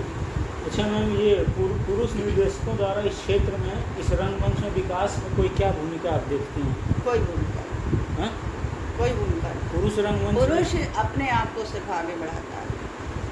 मतलब मैंने ऐसे लोगों के साथ काम किया है जो आपको, बस उनको आपसे इतना मतलब होता था कि आप उनके महिला चरित्र को आके कर जाएं और चले जाएं, अगर आप उनसे कुछ सवाल पूछते थे सेट से संबंधित, लाइट से संबंधित, कॉस्ट्यूम से संबंधित, तो कहते थे वो तुम्हारा सर दर्द नहीं है, वो सब हो जाएगा। मतलब ये कोई विशेष भूमिका मंच के ना, और वो लड़कियों को वो समझते भी नहीं थे कि उनका काम था सिर्फ महिला चरित्र किसी तरह कर डालो, वो उनकी मजबूरी थी कि वो खुद महिला बन के नहीं कर सकते थे, तो वो महिलाओं को बुला लेते थे, लेकिन कोई बहुत वो नहीं था, मतलब जैसे महत्व नहीं दिया जाता। महत्व हमको मांगना नहीं पड़ा, हमको छीनना पड़ा। जैसे मैं जब बीएनए में थी तो बीएनए में 1 साल मैंने रेपेट्री में वहाँ काम किया था, भारतीय नाट्य अकादमी। तो वहाँ मैंने उनसे कहा कि सर मुझे बैक स्टेज का कुछ काम दीजिए। बोले आप, वो हंसे डायरेक्टर कहते आप क्या करेंगी? मैंने कहा कुछ भी सर, आप कुछ भी बताइए, कुछ भी करेंगे। हमने कहा हाँ कुछ भी करेंगे, बताइए आप काम बताइए, हम लोग की भी भागीदारी होनी चाहिए। हम रेपेट्री से सैलरी ले रहे हैं, हम यहाँ पे 10 पूरे यूपी से 10 लोगों को चुना गया, उसमें से मैं I am one of them, और मैं यहाँ सीखने आई हूँ, मैं यहाँ पर रोमांस करने, फ्लर्ट करने नहीं आई हूँ लड़कों के साथ। तो कहने लगा अच्छा आपका एक काम है, सुशील कुमार जो सिंह है वहाँ के बहुत बड़े, वो उनका प्ले चल रहा था अलग आज़ादी की, कि आप एकेडमी से इंस्ट्रूमेंट इशू कराएंगी, उसको गाड़ी में रख के रेपेट्री में लाएंगी, उसको एक कमरा दिया जाएगा, उसमें आप रखेंगी, उसमें ताला लगाएंगी, आप रोज़ आएंगी, अपने सामने ताला खोलेंगी, इंस्ट्रूमेंट बाहर निकलवाएंगी, जाते समय जब रिहर्सल खत्म हो जाएगी फिर रखवाएंगी, ये आपका काम। हमने कहा ठीक है हम करेंगे इस काम को। हमने किया उसको, तो उनको फिर थोड़ा सा अच्छा लगा। उन्होंने दूसरी लड़की जो A ग्रेड में थी उससे कहा कि देख रहे हो कल की आई है काम करने में इंटरेस्टेड, तुमको कोई इंटरेस्ट नहीं है? तो बोली सुषमा हमको भी अपने साथ जोड़ लो। हमने कहा ठीक है। अगले बार हेमंत भाटिया जी आए बम्बई से, तो हमने उनसे कहा सर हमको कुछ काम बताइए। उन्होंने कहा आप कॉस्ट्यूम का काम देखेंगे? हमने कहा हाँ हम कॉस्ट्यूम का काम देखेंगे। तो परचेज़ करना, जो रंग वो बताते थे डायरेक्टर, पूरा लिख के ले जाना, बाज़ार जाना, ख़रीद के लाना, दर्जी को बैठा के सिलवाना, जैसे भी डायरेक्टर भी बताते थे ऐसा बनेगा। कुछ ऐसी फोक स्टोरी थी, उसमें एक गधा है बोलने वाला, कुछ ऐसा बड़ा अच्छा सा था वो। तो हमने किया उसको। वहाँ पे जितने प्ले हुए मैंने सब नहीं किया। फिर तीसरे प्ले में मैंने गाना गाया। मैंने कहा मैं गाना गाऊँ, थोड़ा बहुत गा भी लेते थे, कोरस में बैठ गए, वहाँ म्यूज़िक में भी गा रहे हैं, रोल भी किया। तो अपनी सार्थकता आपको खुद बतानी पड़ती है, और अगर आप इतना डेयरिंग नहीं होंगे तो आप सीख नहीं सकेंगे। हमको किसी ने डायरेक्शन सिखाया नहीं है, एक्टिंग करते करते ही हम डायरेक्शन में आ गए। अब वो 1 साल जो मैं रेपेट्री में गई वो मेरे लिए बहुत हेल्पफुल हुआ। प्रोडक्शन की तैयारी कैसे की जाती है ये मैंने वहाँ पर सिर्फ ये सीखा। और दूसरा काम ये किया कि वहाँ की लाइब्रेरी से लगभग 100 नाटक मैंने पढ़े। खाली कमरे में 4-4, 5-5 किताबें ले आते थे, पतली पतली शंकर शेष की, इसकी उसकी सबकी। और कोई टाइमिंग हॉस्टल में रहना पड़ रहे हैं, बस कोई खाना वाना जाके दूसरे के मतलब खा लेते थे। कमरे में 5 लड़कियाँ रहते थे, हम लोग ये काम किया। तो वो 1 साल पूरा ट्रेनिंग पीरियड जैसा मेरा था, और उसने मुझे आगे चल के बहुत हेल्प करी। और फिर नेशनल लेवल के लोग हमसे जुड़ते गए। वागीश जी आए, कभी कोई BM शाह हमारे इंटरव्यू में बैठे हुए थे, तो सब हाँ, तो उन्होंने बहुत सारे सवाल पूछे। थोड़ा अवेयरनेस भी होनी चाहिए। तो हम लोग पढ़ते भी हैं, फिल्म से भी जानते हैं पूना इंस्टीट्यूट में क्या चल रहा है, NSD में क्या चल रहा है। तो ये सब अब क्या इंटरव्यू में क्या पूछते हैं, छोटी मोटी चीज़ें ही तो पूछते हैं। बस आप अवेयर हैं, उनको एक ऐसा आर्टिस्ट चाहिए। और थोड़ा अगर आप भगवान की दया से मैंने कथक सीखा होता तो डांस वांस भी कर लेते थे। थोड़ा मतलब आवाज़ वैसे बहुत अच्छी नहीं, लेकिन नाटक के हिसाब से गा लेते हैं तो वो भी कर लेते थे। तो उनको और इससे अच्छी फीमेल आर्टिस्ट क्या चाहिए हो? सही बात। तो अच्छा, वो हमको अपनी जगह, किसी ने हमारा ऐसा सामने आके विरोध नहीं किया, लेकिन लोगों को अच्छा भी नहीं लगता था। जब मैंने यहाँ डायरेक्शन शुरू किया तो लोगों ने कहा देखेंगे ये कैसे काम करती है, इनको हम उठवा लेंगे। हमने उठवा लोगे, इतने हल्के नहीं है, उठवा के देखो। मेरी माँ मेरी बहुत सपोर्ट करती थी। माँ ने कहा अगर तू मेरी लड़की है तो तू पीछे नहीं हटेगी, अब तू करके ही दिखाएगी। और समझ लीजिए आज मैंने 50 प्ले डायरेक्ट कर लिए। अब रोल करना मैंने थोड़ा कम कर दिया है, लेकिन डायरेक्शन में पूरा अपना स्क्रिप्ट लिखने से सेट डिज़ाइन करना, कॉस्ट्यूम करना, सब चीज़ में मेरा पूरा कॉन्सेप्ट मुझे क्लियर, मेरा पूरा होमवर्क करके तब मैं काम शुरू करूँ। और मैं चाहती हूँ कि लोग, लड़कियाँ जो आगे आ रही हैं वो भी थोड़ा सा इसको बहुत ग्लैमर वो करके ना ले कि हमने 3 प्ले में मटकते हो गए, चौथे में सीरियल में जाके खड़े हो गए और उल्टा सीधा सीरियल में काम किया, वो हमारा भविष्य ख़त्म। रंगकर्म को कुछ बहुत मतलब समर्पित महिलाएं भी चाहिए, जैसे उमा झुनझुनवाला है, वो बहुत बढ़िया काम करती है, परिवार आगे है। वो लोग नया कुछ, अभी उन्होंने ममता कालिया का कि एक उपन्यास का कुछ पाठ किया है बड़ा अच्छा सा। तो लोग नया करते रहते हैं, इनोवेटिव होना चाहिए। अगर आप कलाकार हैं और इनोवेटिव नहीं है तो फिर आप वो सड़ा गला वही लकीर के फकीर बने रहेंगे। भले ही आज हमारे प्रयोग को कोई न जाने, भले ही मुझे कोई मतलब मेरा नाम न ले, मुझे न करे, लेकिन मैं जानती हूँ मैं अपने काम के प्रति ईमानदार हूँ और मैं धीरे धीरे बहुत छोटे छोटे कदमों से आगे बढ़ रही हूँ बस। अच्छा मैम, अगला सवाल है, महिला निर्देशकों का इस क्षेत्र तथा इस राज्य के रंगमंच में किस प्रकार की भूमिका अगर आप देखती हैं तो कैसे देखती हैं? देखिए, शुरू में तो जो रंगकर्म का इतिहास रहा है, पहले तो स्त्रियां रोल ही नहीं करती थी, आदमी ही करते थे हैं। उसके बाद फिर महिलाएं आई तो वो एक अभिनेत्री के रूप में आई और एक बहुत लंबे समय तक वो सिर्फ अभिनेत्री थी और उनको दूसरे उससे कुछ लेना देना था भी नहीं और ना उनके मन में इतनी अवेयरनेस थी और ना ही उनके टीम के लोग उनको बढ़ावा देते थे। मुझे याद है मेरे साथ एक लड़की थी मीनल मिश्रा, तो वो कहती थी मैं लाइट लगाना सीखना चाहती हूँ। तो हम लोग से जूनियर थी, तो वो लाइट का उसने एक दादा थे लाइट वाले, उनसे कहा कि दादा आप जाते हैं नाटक में, हमको ले चलिए, हमको पैसा मत दीजिएगा और हमको ऊपर हम चढ़ के और लाइट लगाना चाहते हैं, हम उस क्षेत्र में हम पढ़ना चाहते हैं। तो पता नहीं उस आदमी ने उससे क्या बदतमीजी वाली बात कही, क्या कह दिया, मुझे तो आज तक मैंने पूछा नहीं। वो एक दिन उसका पूरा मुंह लाल लाल हो गया, इतने बदतमीज हैं, मैं इनकी लड़की के बराबर हूँ, इन्होंने मुझे ऐसा कहा वैसा। मैंने उसको बताया नहीं, लेकिन वो गुस्सा बहुत ही, उन्होंने उससे कुछ ऐसी बात करी जो बड़ी इंसल्टिंग थी। उसके बाद उस लड़की ने अपने को विड्रॉ कर दिया। तो या तो ये बात है कि तुम पुरुष के क्षेत्र में कैसे घुस रही हो, या उनको ये बड़ा विचित्र लगा, उनको लगा हुआ ये लड़की बड़ी बोल्ड है, ये तो कुछ भी कर लेगी हमारे साथ। लड़कियों के साथ तो ये बड़ी मुसीबत है ना, कि बोले तो मुसीबत, ना बोले तो मुसीबत, लेकिन बोलना चाहिए, आपके मन की बात तो पता चले। वो लड़की नहीं कर पाई। आज तक लाइट में हमारे यहाँ कोई लड़की नहीं है, इलाहाबाद में कोई लड़की लाइट नहीं सीखना चाहती। डायरेक्टर तो होना चाहती है, लेकिन डायरेक्टर होने का मतलब ये कि आपको सारी चीज़ें आनी चाहिए, नाटक के सारे पक्षों पे आपका वो होना चाहिए। टेक्निकल चीज़ों में, सेट में नहीं है लड़कियाँ, सेट बनाने में नहीं।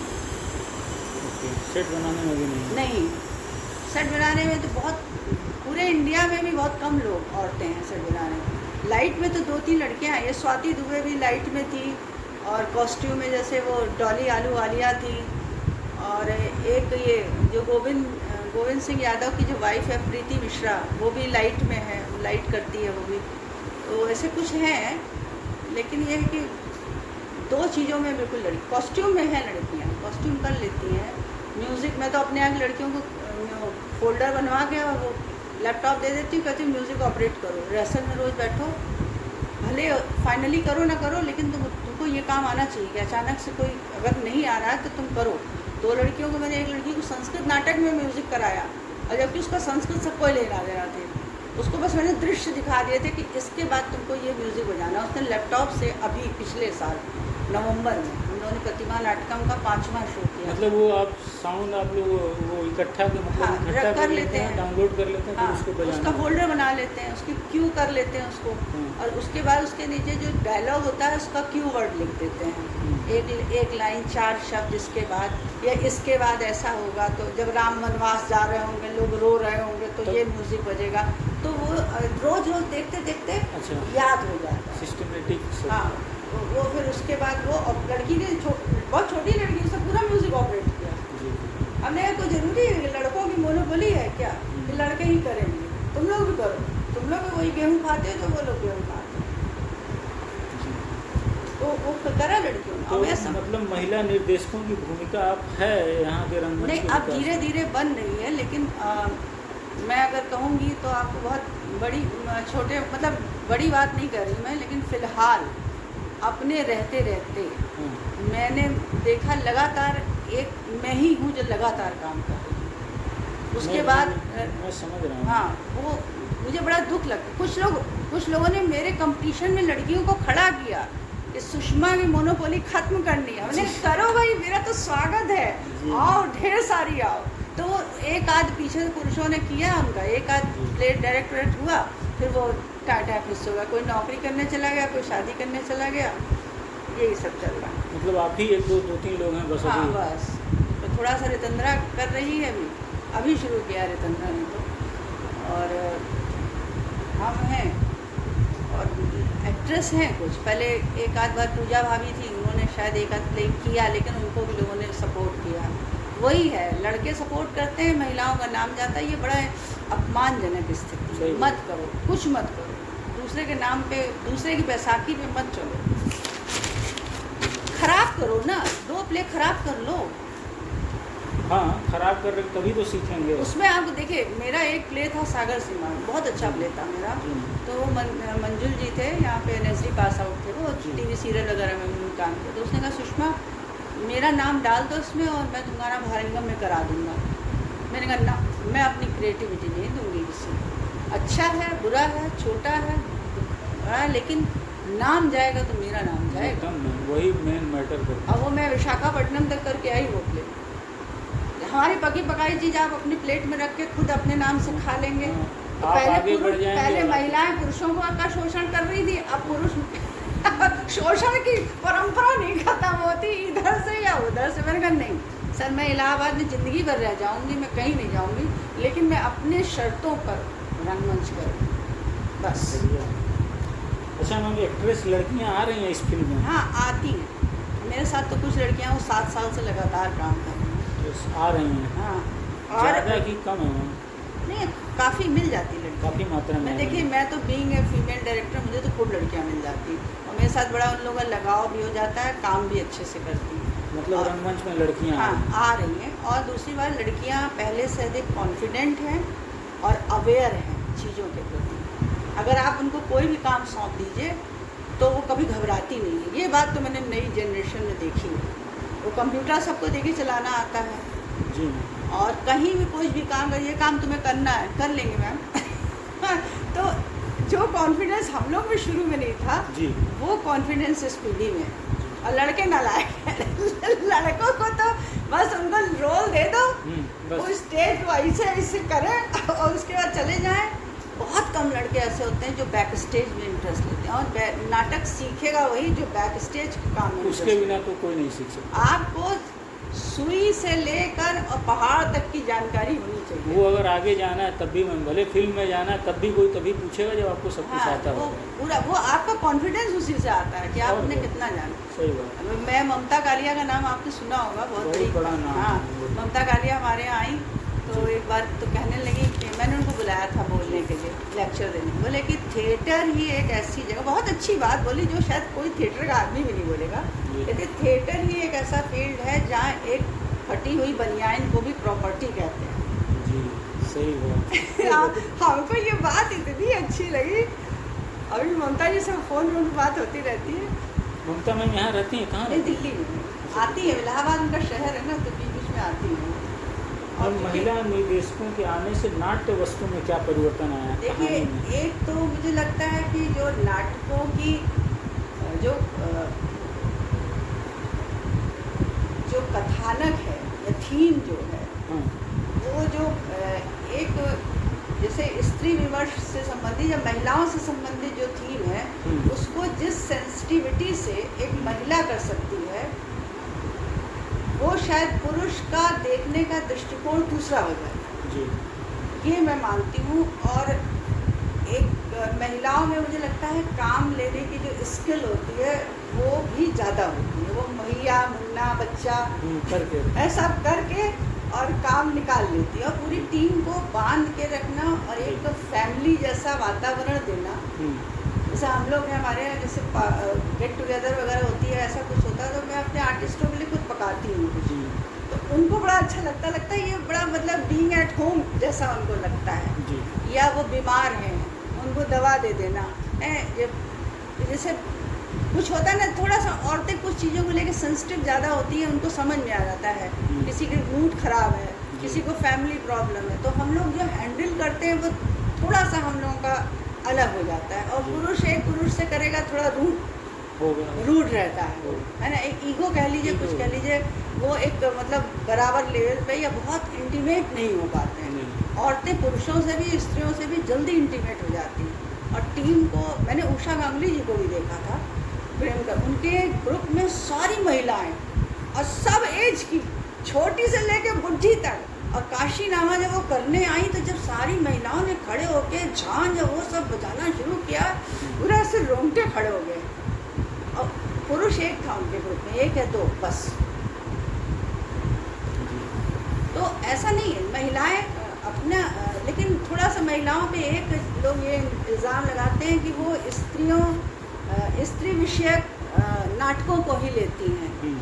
और जैसे पॉलिटिकल नाटक हैं या कुछ और विषय हैं जो मेनली विषय हैं, जैसे है ना, वो विषयों पे थोड़ा वो लोग काम कम करती हैं। लेकिन ये एक है, हमें भी लगता है कि हमें भी और ज़्यादा करना चाहिए। हमने बहुत थोड़े नाटक। ट्रांसजेंडर पे क्यों नहीं, ट्रांसजेंडर पे क्यों नहीं बना? ट्रांसजेंडर पे हुआ है या मैंने नहीं किया, मुझे पता नहीं क्यों वो विषय बड़ा दुख देता है मुझे।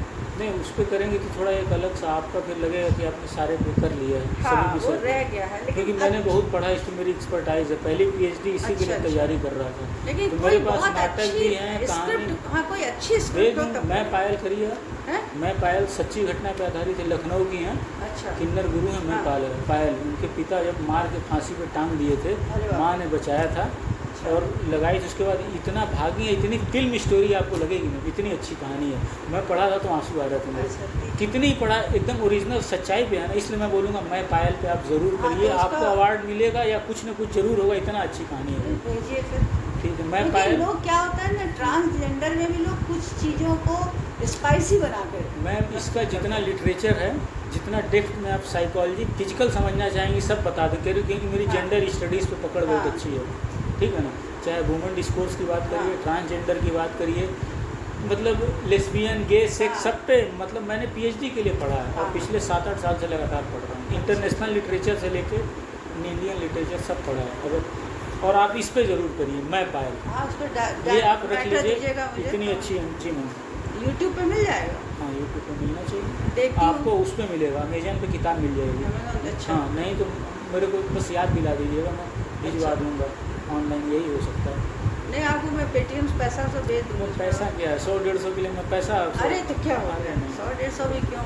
अरे 500 का भी होता तो पैसा थोड़ा नहीं लेता। नाटक का हर इतना टाइम दे रहे हैं, इसकी कीमत है मैम। जल्दी से पूछ लीजिए, फिर आपको जाना भी होगा। हाँ। पुरुष तथा महिलाओं के नाट्य के कथ्य में फ़र्क आपने कैसे महसूस किया?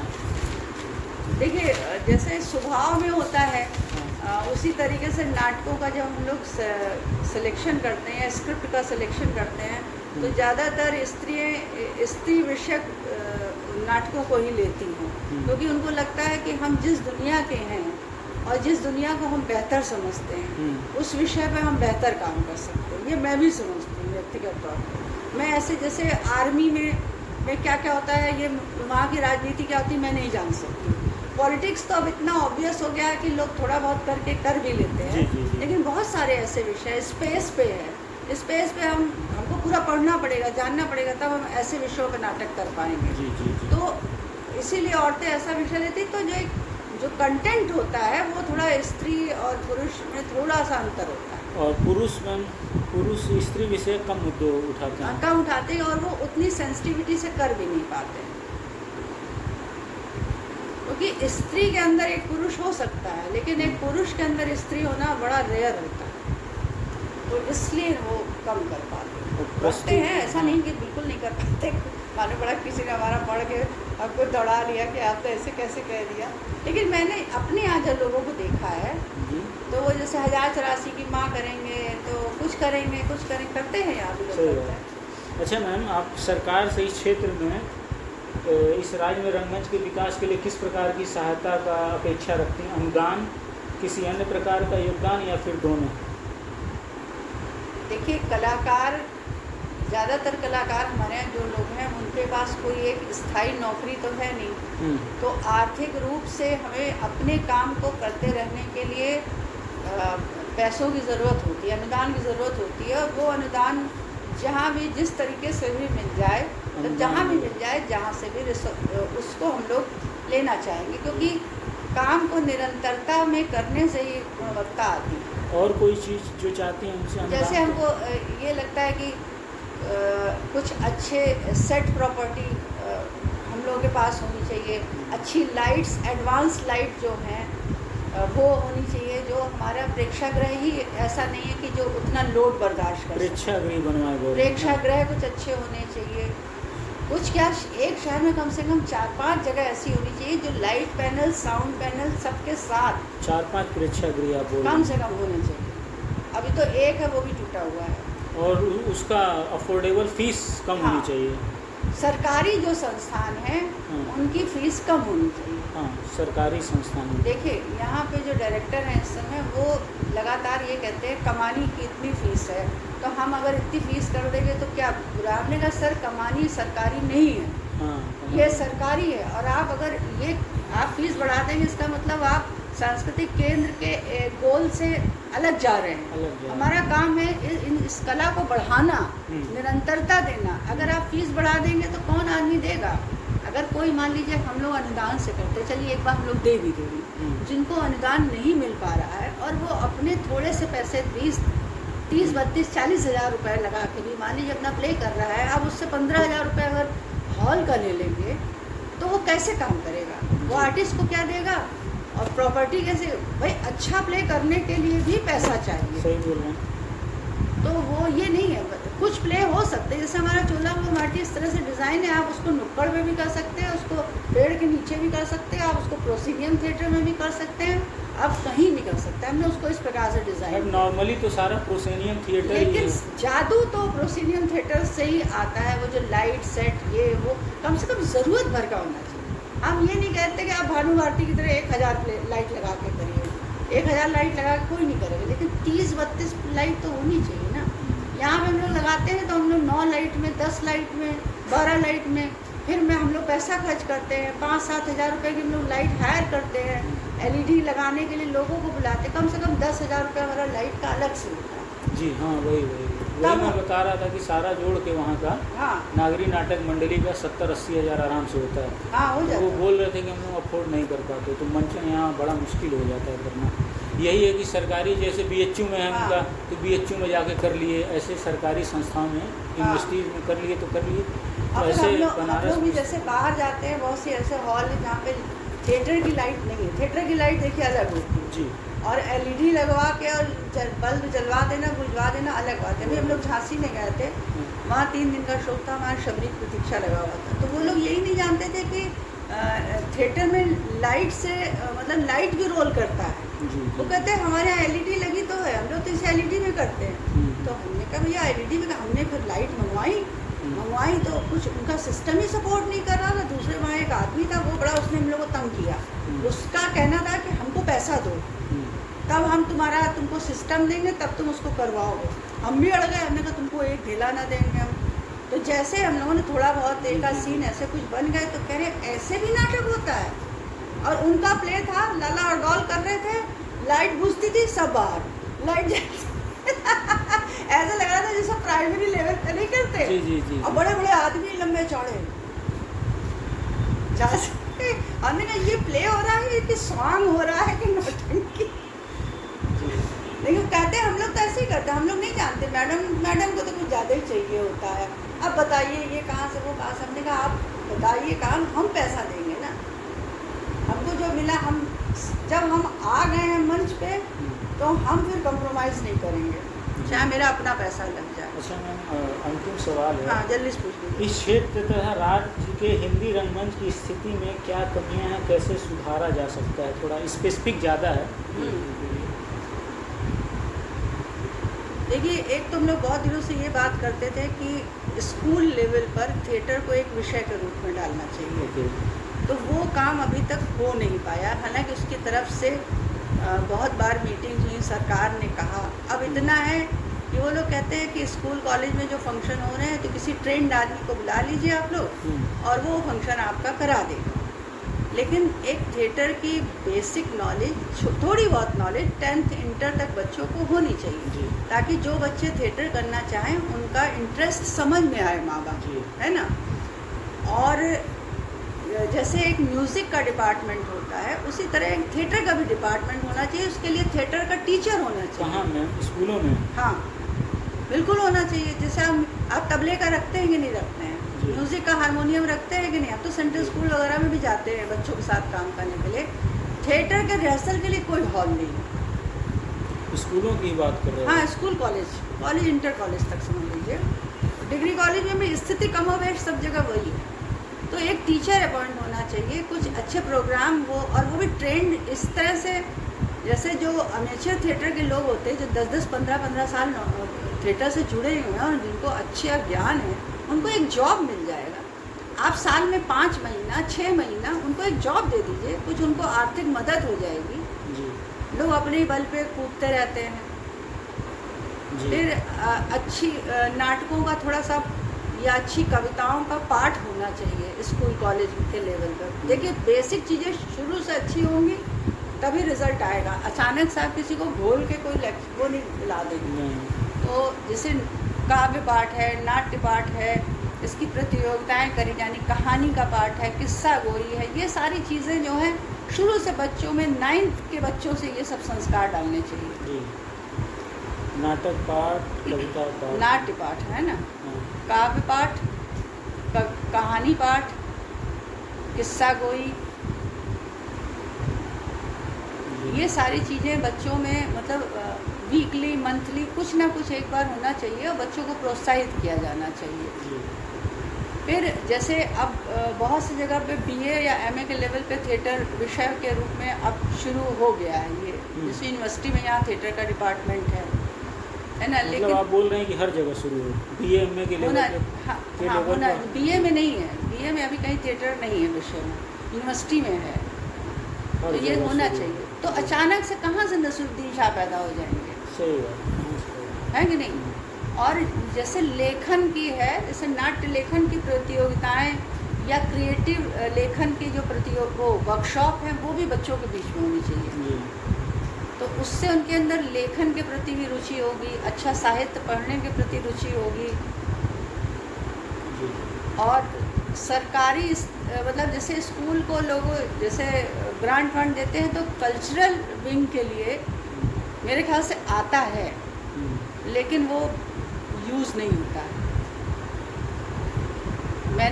मैंने बच्चों के स्कूल में बहुत वर्कशॉप कराई, पूरी एक किताब मैंने 7 नाटकों की तो मेरी किताब छपी है बच्चों की। स्कूल्स में सरकारी ना मैम, प्राइवेट में तो उड़ा के खा पी जाएंगे, तो सरकारी में आना चाहिए ना। सब में आना प्राइवेट चाहिए। में तो आएगा ही नहीं, देगी ही नहीं गवर्नमेंट, प्राइवेट में क्या देगी। प्राइवेट में नहीं देती ना, तो सरकारी में तो सेंट्रल स्कूल वगैरह में भी गई हूँ। तो हम लोग गए, काम करते हैं, पैसा दे, वो मतलब बैंक डिटेल ले लेते हैं, कुछ देते नहीं हैं। तो हम लोग इतने अपना जैसे पपेट्री पे बच्चों को थोड़ा सा ज्ञान होना चाहिए, जी, पपेट जी। थिएटर पे जी जी। और माइम पे, ये सब चीज़ें जैसे बंगाल में लोग संस्कार में बच्चों के अंदर डालते हैं, पेंटिंग में है। तो ये तभी तो आदमी एक कलाकार बनेगा। कोई जी। पेंटर बनेगा, कोई सेट बनाएगा, कोई लाइट करेगा, सही। कोई लिखेगा, कोई एक्ट करेगा। तो तब ये चीज़ें मतलब हमारे पढ़ाई का, हमारी एजुकेशन का, थिएटर इन एजुकेशन जो चल रहा है वो चीज़ें और फोर्सफुली इम्पोज करनी चाहिए। वो मतलब हैं तो हवा में हैं, कुछ जगह हैं, लेकिन यहाँ हर छोटे शहर में तो लोग जानते भी नहीं। यहाँ तो हम लोग जबरदस्ती जा हमने 10 साल, हम 2000 से हम लोग ये बात कहते आ रहे हैं, स्कूल में थिएटर का टीचर रख लीजिए, 2 महीने के लिए रख लीजिए, 3 महीने, उसको कुछ थोड़ी सी फीस दे दीजिए, उसका भला हो जाएगा। कुछ नहीं सुनते वो लोग। वो अच्छा। थिएटर का टीचर जाके वहाँ पे फिर और काम रजिस्टर मेंटेन करने। वही। अच्छा मैम, अगला जो इंटरव्यू लेंगे, अगला जो वो मेरे ख्याल से आधे घंटे में हो जाएगा, क्योंकि इसमें तो आप सिर्फ उसके बारे में पूछना है। हाँ। क्योंकि इसमें तो मैंने आपसे सब पूछ लिया, थिएटर, हाँ। मंचन सब, तो उसमें तो सिर्फ प्ले के बारे में पूछेंगे। तो कितने देर में करूँ बताइए?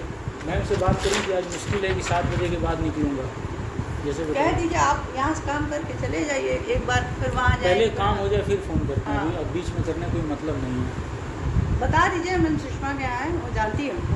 जी। सुषमा जी के यहाँ हूँ मैं। अभी और अभी कितना थोड़ा सा टाइम लग काम जाएगा? रहेगा। एक हाँ मैम, वो सब भी तो वीडियो भी तो सब बात करके लेना है, अगर अभी आपके पास है तो। अभी मैं दे दूँगी, वो आपको भेज दूँगी। मैं हाँ। आपको ब्रोशर व्रोशर कहिए इनके दे हाँ, दूँ। अभी ब्रोशर तो दे ही दीजिए, ब्रोशर तो होना ज़रूरी है मेरे पास। है अभी कि ढूँढना पड़ेगा? नहीं, एक फ़ाइल में हमने रखा हुआ है, हम दे देंगे। तो दो असल में ये मेरी पूरी अलमारी अभी पूरा आधे ज़्यादा फिका है, थोड़ा सा रखा है, ये पूरा ठीक किया गया है। 25 साल के कागज़ बहुत ज़्यादा इकट्ठा हो गए।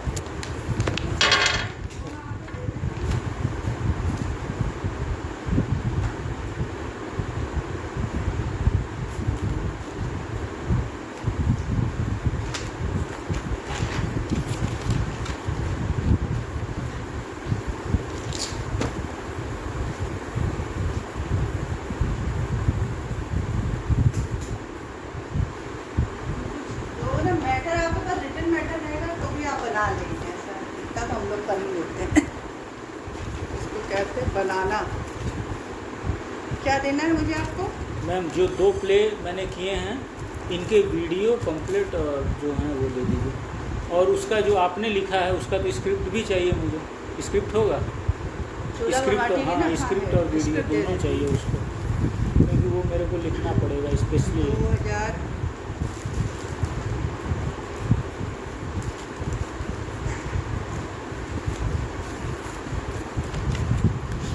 मीराकांत वाला प्लेस चाहिए ना आपको?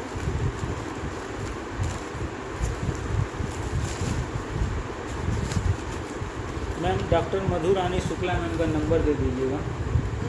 अभी भेज देती हूँ आपको। और इसके अलावा और कोई है यूजीसी केयर का? मुझे भी इतना ध्यान नहीं है इस समय। ये प्रयाग मैं से? उनसे पूछ लूँगी ना। हाँ मैम, अरे उनसे यही पूछ बगल के। में ही रहती हूँ। हाँ मैम, उनसे 2-3, ताकि मैं अपना आर्टिकल पब्लिश मैं करा आपको सकूँ। नंबर दे दूँगी, हाँ मैम, आप उनसे बात कर लीजिएगा, तो वो आपको अपने नंबर के अलावा वो नंबर भी दे देंगे। जी, वो ज़्यादा बढ़िया, क्योंकि मेरे 6 आर्टिकल, रिसर्च आर्टिकल मैं इंग्लिश में भी लिखता हूँ ना मैम। अच्छा। कभी रोमांटिसिज्म पे लिखा था मैंने। अच्छा, रोमांटिसिज्म। हाँ, तो वो भी पब्लिश कराना है। और 5-6 आर्टिकल 2 मैंने किन्नर विमर्श पे लिखे हैं, और किन्नर डिस्कोर्स पे, उसके बाद आपका वुमेन डिस्कोर्स पे लिखा हुआ है, वो भी पब्लिश कराना है।